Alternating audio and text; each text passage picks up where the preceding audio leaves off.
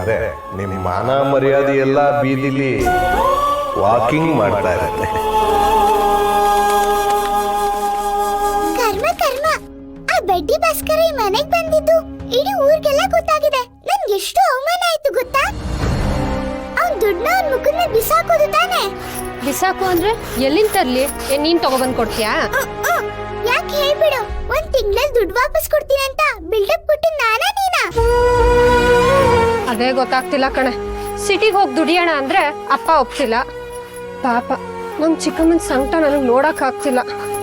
ದುರ್ಗಾ, ಓ ಬಂದ್ಲು ಬಂದ್ಲು ಡೌರಾಣಿ. ಬೈಸ್ಕೊಳ ಆಟಕ್ ನಾನಿಲ್ಲಪ್ಪ. ದುರ್ಗಾ, ಹಾ ಚಿಕ್ಕಮ್ಮ, ಇಲ್ಲೇನೇ ಮಾಡ್ತಿದ್ಯಾ? ತಗೋ, ಶೆಟ್ರ್ ಅಂಗಡಿಗೆ ಹೋಗಿ ಒಂಚೂರು ಇಲಿ ಪಾಷಾಣ ತಗೊಂಬಮ್ಮ. ಸರಿ ಚಿಕ್ಕಮ್ಮ. ಹೋಗು ಹೋಗು, ಹೇಳಿದ ತಕ್ಷಣ ಹೋಗಿ ತಂದ್ಬಿಡು. ಅಲ್ಲ ಚಿಕ್ಕಮ್ಮ, ಮನೇಲಿ ಇಲಿಗಳ ಕಟ್ಟ ಜಾಸ್ತಿ ಅಲ್ವಾ? ಅದ್ಕೆ ಅದು ಇಲಿಗಲ್ಲಮ್ಮ, ನನಗೆ ಹಿಂಗ್ ಸಾಯೋದಿಕ್ಕೆ. ಚಿಕ್ಕಮ್ಮ, ಮತ್ತೆ ನಿನ್ನೆ ಬಂದಿತ್ತಲ್ಲ ದೊಡ್ಡ ಹೆಗ್ಣ ಬಡ್ಡಿ ಕೇಳ್ಕೊಂಡು, ಅಕ್ಕಪಕ್ಕದವ್ರ ಮುಂದೆ ಎಲ್ಲ ನಮ್ಮ ಮರ್ಯಾದೆ ತೆಗೆದು ಸಾಯಿಸ್ಬಿಟ್ಟ. ಹೀಗೆ ಅವಮಾನ ಆಗಿ ಸಾಯೋ ಬದಲು ಒಂದೇ ಸಲ ಇಲಿ ಪಾಷಾಣ ತಗೊಂಡು ಹೋಗ್ಬಿಡೋಣ ಅಂತ. ಚಿಕ್ಕಮ್ಮ ಬಿಟ್ಟು ಅನ್ನಿ. ಒಂದೇ ಪ್ಯಾಕೆಟ್ ತಂದ್ಬಿಡಮ್ಮ, ನನ್ಗೆ ನಿಮ್ ಚಿಕ್ಕಪ್ಪಂಗೆ ಗಣಪಂಗೆ ಒಂದೇ ಸಾಕಾಗತ್ತೆ. 2 ಥರದಿಕ್ ದುಡ್ಡಿರ್ಬೇಕಲ್ಲ. ಚಿಕ್ಕಮ್ಮ, ಯಾಕೆಲ್ಲ ಹೇಳ್ತಿದ್ದೀರಾ ನೀವು? ಇನ್ನೇನು ಮತ್ತೆ, ನನಗ್ ಬರ್ತಿರೋ ಕೋಪಕ್ಕೆ ಏನ್ ಮಾಡ್ಬೇಕು ಅಂತಾನೆ ಗೊತ್ತಾಗ್ತಿಲ್ಲ. ಹೊಡ್ಕೊಂಡೆ ನಮ್ಮ ಅಪ್ಪಂಗೆ, ಚಿಲ್ಲರೆ ಕಾಸಿನ ಜೊತೆ ನನ್ ಮದುವೆ ಮಾಡ್ಬೇಡಿ ಅಂತ.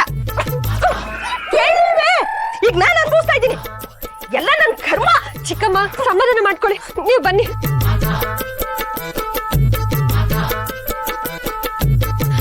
ತಗೊಳ್ಳಿ, ನೀರ್ ಕುಡೀರಿ.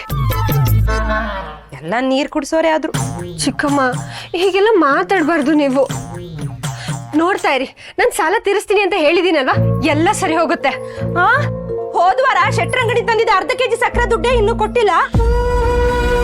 ಅಂಥದ್ರಲ್ಲಿ 2 ಲಕ್ಷ ರೂಪಾಯಿ ತೀರಿಸ್ತೀನಂದೆ. ಹೆಂಗೆ ತೀರಿಸ್ತೀಯಾ?